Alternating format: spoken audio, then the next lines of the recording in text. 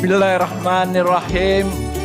Assalamualaikum warahmatullahi wabarakatuh. Saya ingin mengambil kesempatan ini untuk mengucapkan selamat Hari Raya Aidilfitri kepada semua rakyat Malaysia di Sabah, terutama yang hadir di Dewan SICC pagi ini. Kita jadikan Aidilfitri ini sebagai platform untuk kita merapatkan silaturahim di antara satu sama lain.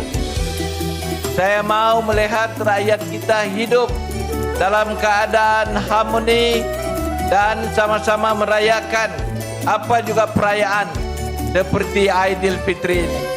Selamat Hari Raya, maaf zahir dan batin.